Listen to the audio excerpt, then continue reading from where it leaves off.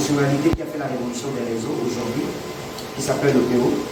Donc c'est en anglais PO. PO, ça veut simplement dire, bon, ça s'écrit PO-E, ça veut dire Power Over Ethernet. C'est-à-dire que c'est la puissance à travers le câble Ethernet. Donc à l'époque, sur les réseaux informatiques, quand par exemple on voulait avoir un réseau de téléphonie, il fallait faire un câblage à part. Vous me suivez?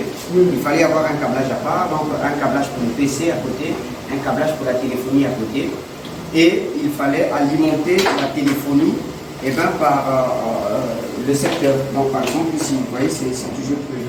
Par exemple celui-ci, il s'alimente en 48 volts. Et avec la fonctionnalité PO, quand on a mis cette fonctionnalité en place, ben, on n'avait plus besoin d'avoir deux câblages, donc un câblage téléphonique à côté et un câblage data à côté, c'est ce qu'on appelle la convergence des réseaux.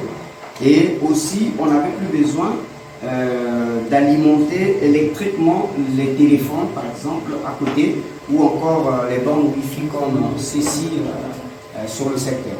Donc on pouvait les alimenter directement sur les équipements actifs. Et les équipements actifs, c'est ce que vous connaissez, c'est parmi ces équipements actifs des réseaux, il y a des switches. Et donc pour que votre switch puisse alimenter par exemple votre téléphone électriquement, eh ben, il faut que ce switch puisse être PO. Donc avoir cette fonctionnalité. Alors cette fonctionnalité, comme je l'ai dit tantôt, le PO c'est une norme. Donc il y a deux normes qui définissent ce PO avec les caractéristiques. Mais bon, c'est pas, on va pas étudier ça en profondeur. Ici, l'autre fonctionnalité consistait par exemple, quand on n'a pas, par exemple, quand vous avez un switch qui n'est pas PO, c'est-à-dire puisqu'il y a des switches qui ne peuvent pas alimenter des équipements électriquement. Il ne peut envoyer que la data, mais il ne peut pas alimenter électriquement, comme un des switches qu'on a ici, mais bon, monsieur Makael a laissé de l'autre côté. Le 2950 qu'on a, il n'est pas PO. Celui-là, il est là aussi. Ou par exemple, ce switch-ci, il est PO. Donc, vous voyez, avec lui, si vous branchez le téléphone dessus, il ne va jamais s'alimenter, on va tester. Ok, pourquoi? Parce qu'il n'a pas la fonctionnalité PO. Comment savoir si le switch est PO sans plutôt passer par le branchement avec le téléphone? Ok, pour savoir qu'un switch est PO, il suffit déjà de lire sur le switch. Donc si vous voyez sur celui-ci, vous verrez à côté, c'est écrit 24, PO 24. Donc ça veut dire que les 24 ports de ce switch, ils sont PO. Mais ici, rien n'est écrit. Et après, bon, ça peut s'effacer. Hein. Après, vous ne savez pas. Et bien si vous voulez juste savoir, vous allez sur le site du fabricant, vous téléchargez un document qui s'appelle Datasheet avec les caractéristiques de ce document. Et dans ce document, on détaille les caractéristiques de l'équipement. On vous dira s'il est PO ou s'il n'est pas. Et après, bon, le test ultime serait de tester, brancher, voilà. Et à ce moment-là, vous vous en rendrez compte que ce n'est pas PO. Donc, je disais que quand le switch n'est pas PO, s'il n'est pas PO, alors il y avait d'autres alternatives qui consistaient à alimenter le switch par son câble Ethernet. Et à ce moment-là, vous avez besoin de cet équipement, ces petits matériels. Ça s'appelle un injecteur PO. D'accord? Donc lui, il sert à injecter la puissance, mais sur le câble électrique. D'accord? Donc ici, je vais ramener le signal électrique ici. Donc je vais brancher là, je branche sur le secteur. Lui, il va transformer du 48 volts. Et donc j'envoie ce 48 volts ici. D'accord? Et une fois que j'ai envoyé ce 48 volts ici, et ben, donc ça c'est un injecteur PO, hein, c'est du microchip. Un injecteur PO. Donc ici, qu'est-ce que je peux avoir? Ben, je peux alimenter, par exemple, mon switch. Depuis ici, je peux l'alimenter.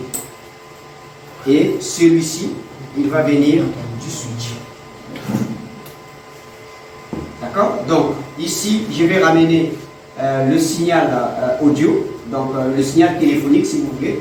Il va arriver, quand il arrive ici, il va arriver jusque là, le signal de la voix, puisque la voix, il va venir par le switch. Et par lui, je vais envoyer le signal électrique. Le signal électrique va arriver là et il va l'envoyer ici pour alimenter mon équipement. Donc lui, c'est ce qu'on appelle un injecteur PO. Donc quand vous avez un switch qui n'est pas PO et que vous voulez utiliser de l'Ethernet, je vais débrancher ici. Comme ce switch qui n'est pas PO, on va faire ceci. on fera le test, vous allez voir. Et bien, si je débranche ici, lui il ne va jamais s'alimenter. Il faut que je le branche électriquement et vous allez voir que lui il va s'alimenter. D'accord? Donc, lui, le câble là, il ne va envoyer que, comment on appelle, la data, donc le signal téléphonique.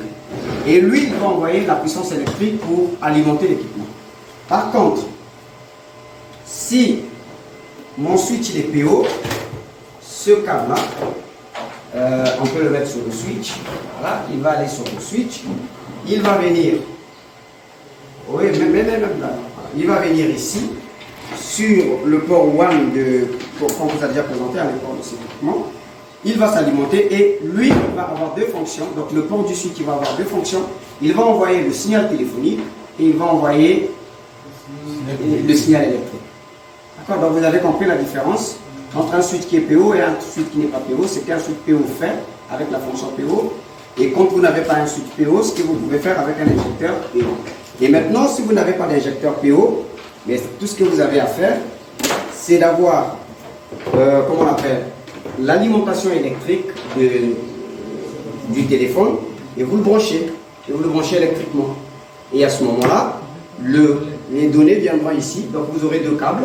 Il y aura un câble pour le signal téléphonique et un câble pour l'électrique. D'accord? Donc vous voyez les trois possibilités que vous avez pour pouvoir alimenter un téléphone IP. Et c'est la même chose avec par exemple les points d'accès. Donc on va faire un test. Branche ça sur le port numéro 1. Vous allez voir. Voilà. Donc là vous voyez, je branche sur le port numéro 1. Si je mets ici sur le port 1, donc si je fais ça, vous allez voir que voilà, le voyant s'est allumé et notre téléphone est en train de démarrer. Pourquoi? Parce qu'il reçoit la puissance électrique du switch. C'est le switch qui lui envoie la puissance électrique pour pouvoir s'alimenter. Et une fois que nous avons configuré notre téléphonie, mais le même switch va aussi envoyer le signal téléphonique sur notre téléphone. Et donc, il peut alimenter les téléphones, comme ici vous voyez le téléphone qui est en train de s'alimenter. Il peut aussi alimenter les points d'accès. Donc, c'est le même principe hein, pour les points d'accès. Les points d'accès, ils peuvent s'alimenter avec leur puissance ici, électrique, comme je vous ai montré. Ah, d'accord. Voilà, donc je disais, les points d'accès, ils peuvent s'alimenter aussi électriquement. Donc, le point d'accès, c'est ce que M. Bakary vient de dire, c'est AP, hein, ça s'écrit en anglais, ça s'appelle AP, Access Point. Donc, en français, on dira point d'accès. Le point d'accès, c'est, vous voyez, c'est comme un point. Hein. Si vous voyez ça au loin, ça ressemble à un point. On a fait les maths. Donc, c'est le point qui vous permet d'accéder à un réseau. Donc, par exemple, si on a un Wi-Fi ici, si vous voulez accéder au réseau Wi-Fi, mais vous allez passer par lui. D'accord? C'est pour ça que ça s'appelle un point d'accès ou un access point. Comme la box Internet qui vous donne, ou si on peut faire par analogie votre téléphone, mais c'est un point d'accès qui vous permet d'aller dans le réseau GSM. Voilà, accès à l'Internet, accès à un réseau, et ainsi de suite. Donc lui aussi, on peut l'alimenter électriquement comme vous voyez ici. Si on a son alimentation, on l'alimente. Lui, il s'alimente en 12 volts. Donc il faut avoir une alimentation qui fait du 12 volts, on peut l'alimenter. Si on n'a pas l'alimentation qui fait du 12 volts, on peut l'alimenter par un injecteur PO, comme celui-ci. D'accord? Donc ici, on va envoyer la puissance électrique ici et on va le brancher. Si le port fonctionne et que vous allez brancher le câble Ethernet, si ça ne donne pas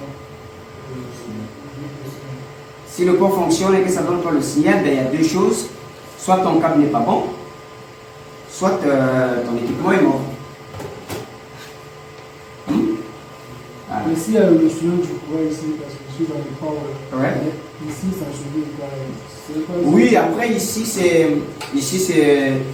tu voyais, il y a trois voyants. Le premier voyant indique qu'il est alimenté électriquement. Le deuxième voyant indique qu'il reçoit le signal réseau, donc la data. Donc ça, c'est le courant, ça c'est le signal réseau. Donc si c'est Internet par exemple, que tu es bien sur le réseau, oui Internet. Et le deuxième, c'est la gamme, le troisième voyant, c'est la gamme de fréquences que cet AP émet. Ok, parce que les signaux Wi-Fi sont émis sur des gammes de fréquences. Et généralement, bon, chez nous ici, on a deux gammes de fréquences, on a la 2,4 et la 5. Et ce point d'accès est mis sur 2,4 GHz.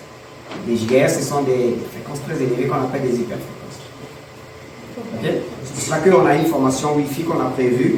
Et donc là-bas, vous apprendrez tout ça, comment ça fonctionne.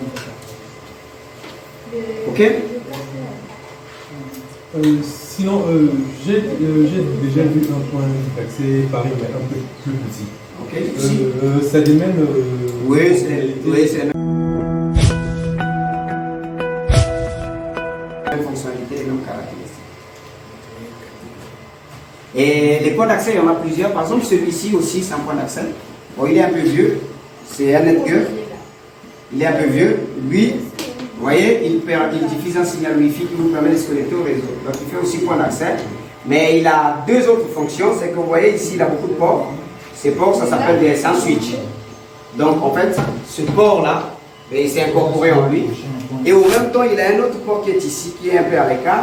C'est le port qui reçoit Internet. Donc, il fait routeur. D'accord? Donc, il peut faire routeur, switch et point d'accès. Donc, il a trois fonctions dans un seul boîtier. D'accord?